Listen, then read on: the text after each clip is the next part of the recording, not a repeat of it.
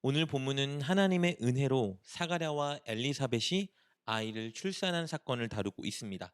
57절 말씀 이렇게 기록되어 있습니다. 엘리사벳이 해산할 기한이 차서 아들을 낳으니.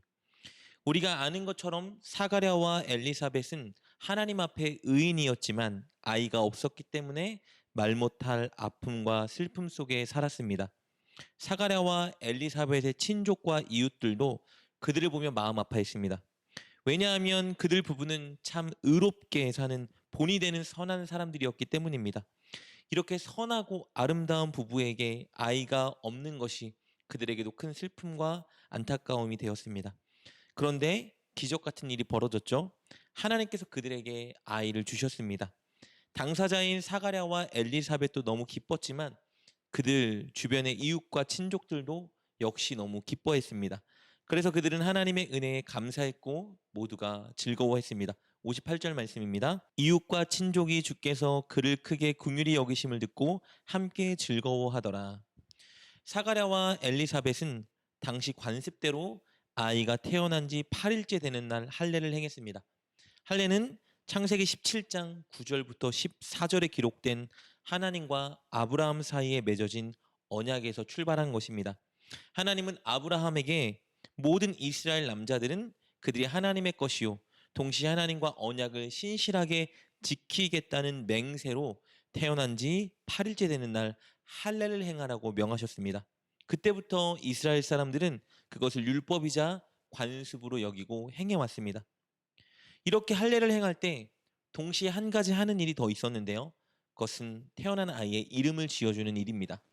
통상적으로 구약 시대를 보면 아이의 이름은 출생할 때 짓긴 했지만 후기 유대교에서는 출생 후 제8일이 되는 할례를 행할 때 아이의 이름을 지어주었다고 합니다. 사가랴도 그 관례에 따라 아이에게 할례를 행하고 이름을 지어주려 했습니다. 59절 말씀입니다. 8일이 되매 아이를 할례하러 와서 그 아버지의 이름을 따라 사가랴라 하고자 하더니 친족들은 태어난 그 아이의 이름을 사가랴라고 짓자고 건의했습니다. 왜냐하면 당시의 관습은 아이의 아버지나 할아버지의 이름을 따서 그 이름을 지어주었기 때문입니다. 그러나 그 아이의 어머니 엘리사벳은 친족과 이웃들의 제안에 반대하고 다른 이름을 제시하는데요. 60절 말씀입니다. 그 어머니가 대답하여 이르되 아니라 요한이라 할 것이라 하매 아이의 어머니 엘리사벳은 태어난 아이의 이름을 요한이라 짓자 건의했습니다. 그러나 친족들은 이 엘리사벳의 의견에 반대합니다. 왜냐하면 당시 관습상 아이의 아버지나 할아버지 혹은 조상들의 이름을 따서 그 아이의 이름을 지어줘야 했기 때문입니다. 그런데 요한이라는 이름은 그들의 족보에 없는 이름이었습니다. 요한이라 이름 짓는 것은 그렇다면 당시 관습과 전통에 어긋나는 일이었습니다. 그래서 그들은 엘리사벳의 의견에 반대하며 아이의 아버지인 사가랴에게 아이의 이름을 묻습니다. 그런데 사가랴는 당시 벙어리였죠. 사가랴는 하나님의 약속을 바로 믿지 못한 이유로 그리고 아이를 반드시 줄 것이라는 약속의 징표로 벙어리가 되었었습니다. 10개월간 벙어리로 지내고 있었어요. 그래서 사람들은 몸짓으로 사가랴에게 당신의 아들 이름을 무엇이라 짓기를 원하냐 물었습니다. 61절부터 63절입니다. 그들이 이르되 내 친족 중에 이 이름으로 이름한 이가 없다 하고 그의 아버지께 몸짓하여 무엇으로 이름을 지으려 하는가 물으니 그가 서판을 달라 하여 그 이름을 요한이라 쓰매 다 놀랍게 여기더라. 사가랴가 짓고 싶은 아이의 이름은 요한이었습니다. 아이의 어머니 엘리사벳과 같은 아이의 이름을 댄 것이죠. 그렇다면 왜 사가랴와 엘리사벳은 관습을 무시하고 아이의 이름을 요한이라 지으려 했을까요? 그것은 처음 사가랴에게 찾아왔던 천사의 명령이었기 때문입니다. 처음 사가랴를 찾아왔던 천사는 하나님께서 그들에게 아이를 줄 것을 약속하면서 그 아이의 이름을 요한이라 지으라 명령했었습니다. 우리 1장 13절 말씀 돌아가 볼까요? 이렇게 기록되어 있습니다. 천사가 그에게 이르되 사가랴여 무서워하지 말라. 너의 간구함이 들린지라. 내 아내 엘리사벳이 내게 아들을 낳아 주리니 그 이름을 요한이라 하라. 그들은 하나님의 명령에 순종하고자 당시 관습과 전통과 사람들이 주장하고 내세우는 가치관을 반대했던 것입니다. 이런 일은 우리에게도 발생할 수 있습니다.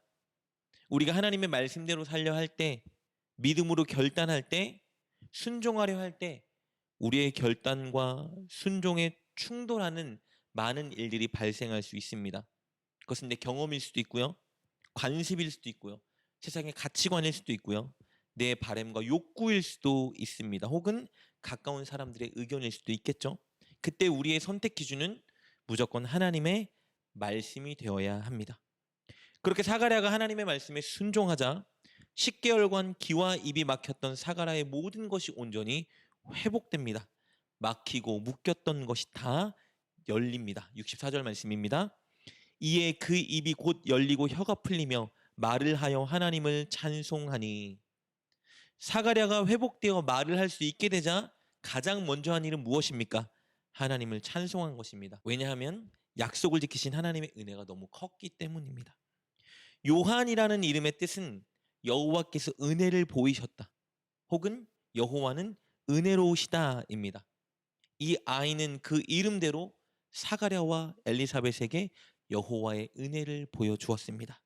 첫째, 아이가 없던 사가랴와 엘리사벳에게 아이가 탄생함으로 은혜를 보여줬고요. 둘째, 10개월간 벙어리가 되어 살던 사가랴의 귀와 입을 열어줌으로써 하나님이 은혜를 보여주셨습니다.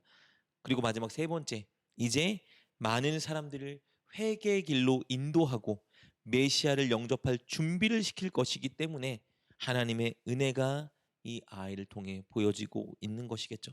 그래서 사가랴는 너무 기쁘고 감사하여 하나님의 은혜를 찬송한 겁니다. 오늘 본문은 우리에게 두 가지 교훈을 줍니다.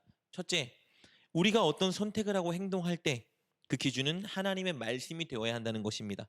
관습과 전통과 세상 사람들이 요구하는 가치관이 아니라 오직 하나님의 말씀이 기준이 되어야 합니다.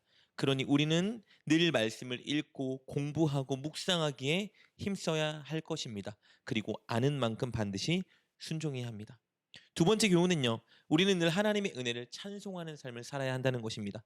말할 수 있는 특권과 은혜를 가지고 늘 하나님의 은혜를 찬송하는 삶을 살아야 합니다.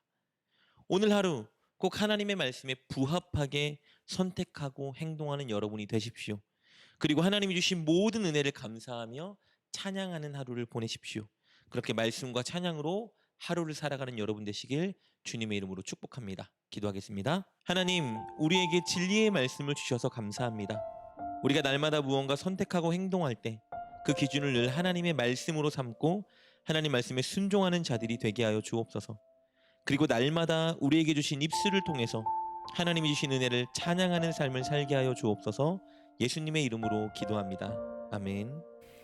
오늘 말씀을 통해 깨닫고 결단한 것은 무엇입니까? 그것을 붙들고 하나님께 기도합시다.